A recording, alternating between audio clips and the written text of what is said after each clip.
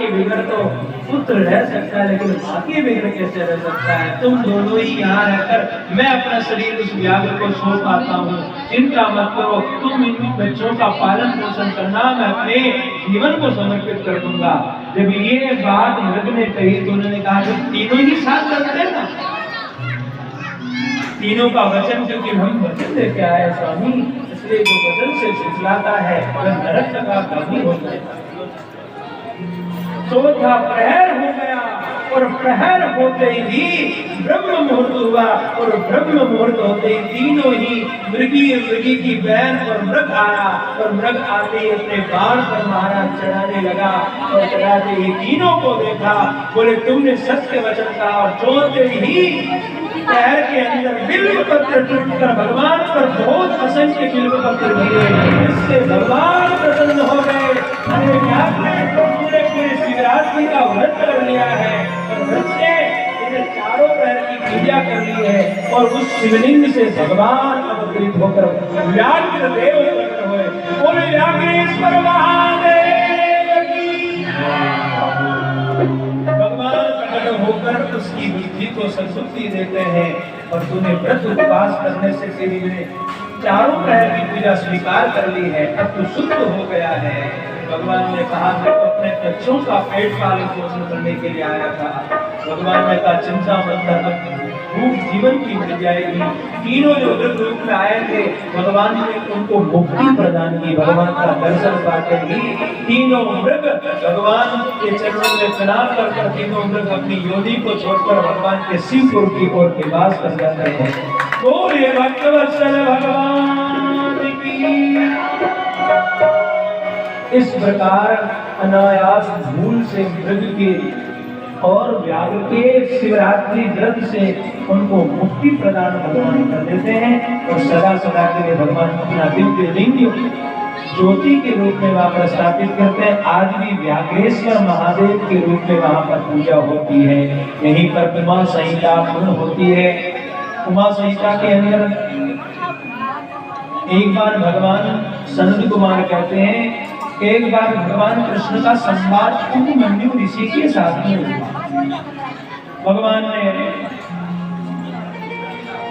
उपमन्यु से ज्ञान प्राप्त किया और ज्ञान प्राप्त कर उनसे कहा, हे उपमन्यु देव आप मुझे कुछ शिक्षा प्रदान कीजिए। उपमन्यु ने कहा आपको शीघ्र ही महादेव का दर्शन होगा। 16 दिन बाद में भगवान आपको दर्शन देंगे। 16 दिन तक आप भगवान के मंत्र का जाप करो, क्योंकि भगवान के उस समय संतान नहीं थी। तो भगवान अवतार लेने के लिए उपमन्यु ने उनको शिक्षा दी, ओम नमः शिवाय इस मंत्र को जपने की। महाराज उपमन्यु ने प्रार्थना की आप इस मंत्र का स्मरण करना और ये मनुष्य की सही सारी कामनाओं को पूर्ण करने वाला मंत्र है। और महाराज अथर्ववेद से की इस महामंत्र की दीक्षा दी।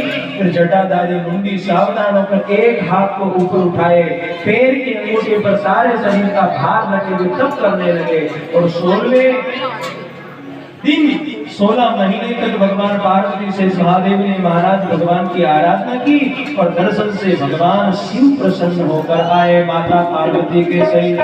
बोली शंकर भगवान की। मां पार्वती का मुख देखा भगवान ने और माता पार्वती बड़ी प्रसन्न हुई। भगवान से कहती है वर मांगिए, हम आपकी इस तपस्या से प्रसन्न हैं, क्या चाहते हो? हे महादेव, हे नाथ, मैं आपसे 8 उत्तम वर को मांगता हूँ। भगवान कृष्ण ने 8 उत्तम वर मांगा। सबसे पहला वर मांगा कि नित्य तुम मेरी ही मति में लगी रहेगी। भगवान ने कहा है प्रभु मैं आपकी ही मति में लगा रहूं। दूसरा मेरा अटल यश बढ़े। तीसरा सामिप्य आपका मिले। चौथा वरदान आप में सर्वदा स्थिर अनुराग रहे। पांचवा मेरे 10 पुत्र हो, यानी कि प्रत्येक रानी से एक लगा तो प्रत्येक रानी से 10-10 पुत्र भगवान तुम्हारे करने के 10 पुत्र हो। छठा मेरा अभिमानी शत्रुओं का नाश हो। शत्रुओं से मेरा कभी तिरस्कार न हो। और 8वां वरदान मांगा कि मैं सभी योगियों में अति प्रिय हो जाऊं। हे देव स्वामी, यही 8 वरदान मुझे चाहिए। ऐसा भगवान शिव और माता पार्वती ने भगवान कृष्ण को 8 वरदान प्रदान किए। और 8 वरदान के प्रताप से महाराज आनंद से महाराज भगवान रहने लगे। और वरदान लेकर महाराज भगवान के एक सांब नामक भगवान का पुत्र हुआ, जो भगवान शिव का अवतार था। बोले भक्तवत्सल भगवान की। भगवान ने इस प्रकार कृष्ण पर कृपा की। उस मंत्र के द्वारा आगे शिव जी की माया का वचन वर्णन बताया गया। महापातक क्या है ये बताया। ये बताया 4 प्रकार के मानसिक कर्म होते हैं पातक। दूसरों को धन लेने की इच्छा करने वाला, दूसरे की स्थिति की इच्छा और चित्त में बुरा विचार करने वाला, और अभिनिवेश ऐसे ही असंगत भाषण करना और असत्य यानी झूठ बोलना, चुगलखोरी, ये 4 प्रकार के वाचक कर्म बताए। यानी कि जिह्वा से जो किए गए 4 सबसे बड़े पाप बताए। ऐसे ही बताए अभक्ष्य, भक्षण यानी जिसको खाना नहीं चाहिए उसको खाना, हिंसा, असत्कार्य और पराये धन का हरण करना, ये 4 प्रकार के शारीरिक कर्म बताए जो शरीर से किए जाते हैं।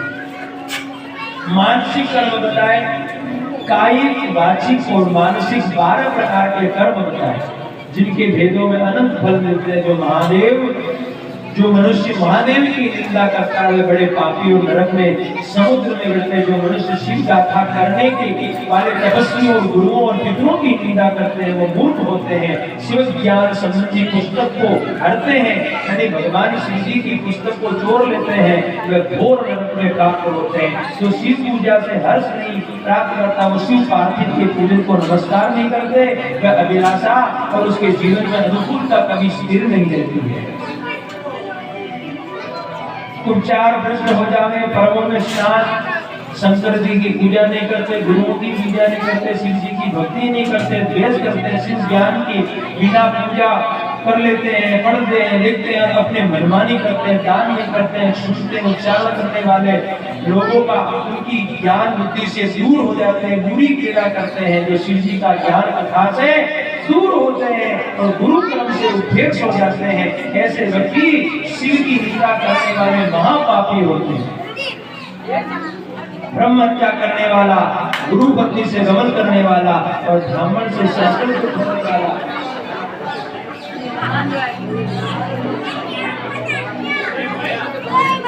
इस प्रकार के प्रकार में धना पाप बताए। नदीला पान का समान पाप करता है, माता पिता को त्याग कर झूठी गवाही देता है, ब्राह्मण से झूठ बोलता है, अभक्ष्य का भक्षण करता है, ब्राह्मण और भीत होकर प्राण का भय करता है, गौ माता को के मार्ग में, वन में, गांव में अग्नि लगाता